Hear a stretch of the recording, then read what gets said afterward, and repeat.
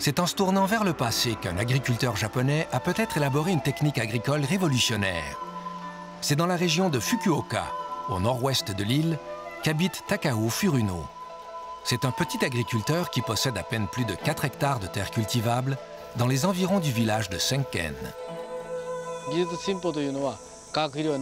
Les insecticides, les engrais chimiques et l'utilisation des machines agricoles ont été les principaux progrès technologiques apportés à l'agriculture. Grâce à ces technologies, le travail est devenu moins pénible. Avant, on devait tout faire à la main. Le sarclage, le repiquage, la récolte. C'est vrai que l'on travaille beaucoup moins grâce aux insecticides et aux machines.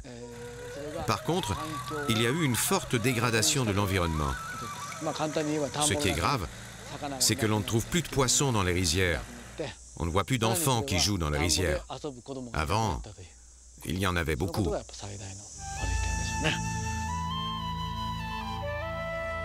Takao s'est investi totalement dans l'agriculture biologique. C'est souvent un surplus de travail, un plus grand stress, car sans l'aide des pesticides, la moindre maladie peut anéantir une récolte.